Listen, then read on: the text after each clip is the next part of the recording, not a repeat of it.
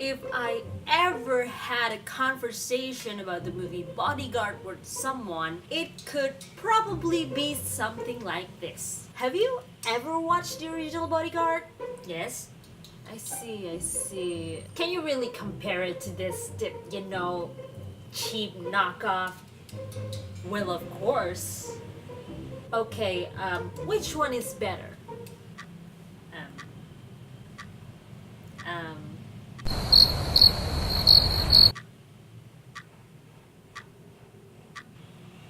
I don't want to say anything because I might be pissing off people, but this one is definitely much easier to fangirl at.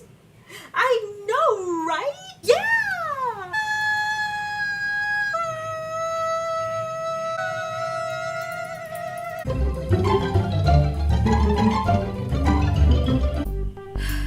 I think that is the first time that I ever used two videos of myself at the same time. I'm so proud. As you can see, my editing skill is very horrible, but I'm getting better, I hope.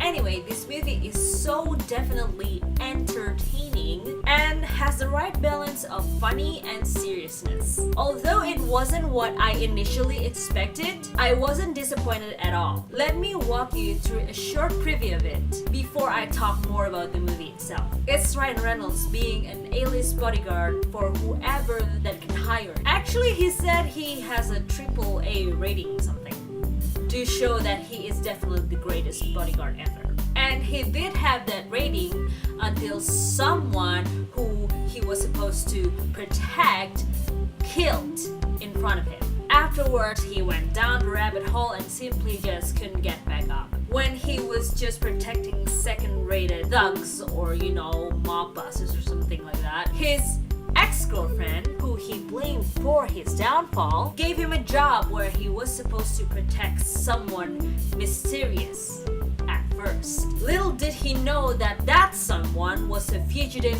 / contract killer that has been his nemesis for a very long time. That's when the story gets interesting. And I think all of you know what would happen if a bodyguard and a contract killer has to be near to one another for a very long time.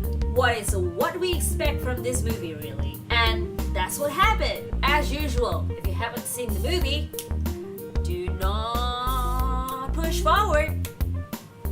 Yeah, I'm doing this as I sing, because I'm bored. Aha!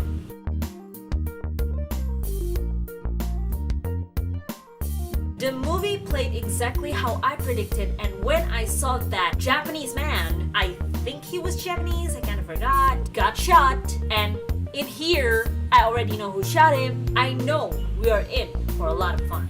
But even though the storyline is pretty much predictable, I was entertained the whole way. Although I did expect it to be a little funnier, I think.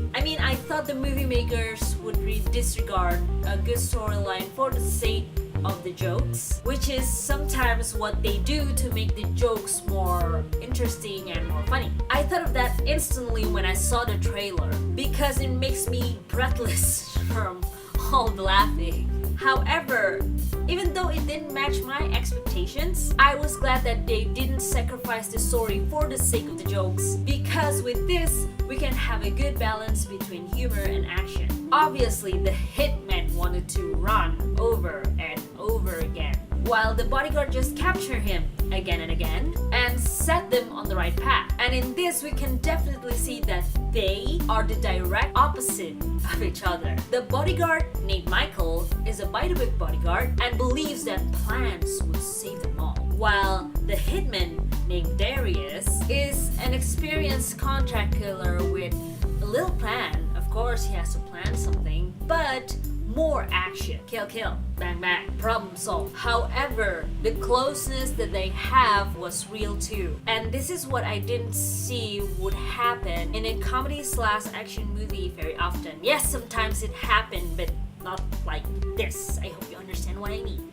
Because sometimes the scene is just for the sake of closure, and it felt very rushed at times. But in here, we actually understood why Darius Kincaid became who he is, and he did all of this stunt just for love, which is very mushy for me. Also, I would never thought in a million years that someone would pair Kim K and his wife together. They are a very unlikely couple at first glance, but once you know the story, you can actually see how they are perfect for each other. I actually said "aww" when they telephoned each other, and when he left them that tulip bouquet for her to see. It was so cute.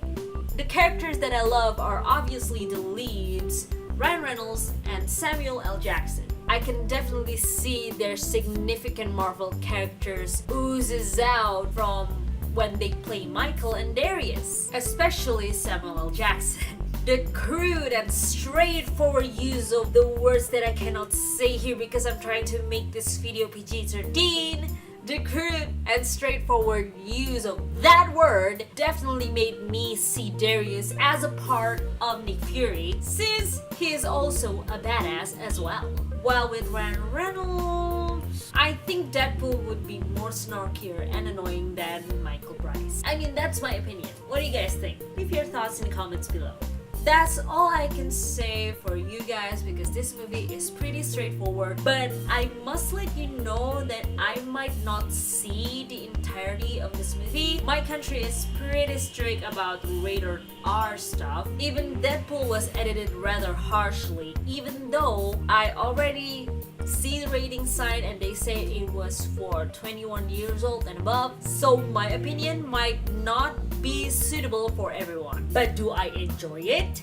Yes. Do I think you should watch the movie? Sure. Even if you might be able to guess what happens next, the process is still very enjoyable. And you can see Ryan Reynolds and Samuel L. Jackson cusses and curses at each other. Come on.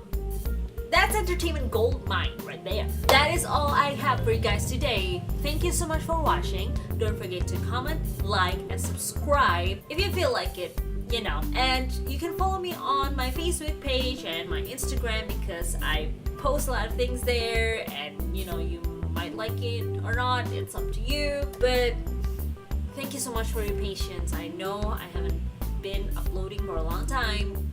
I mean, uploading this frequently at least, so I appreciate your patience, I appreciate your love, and I appreciate your everything. You being my subscriber is already gift enough, and you watching this video is already making me happy. So thank you so much, and I will see you next time. Bye!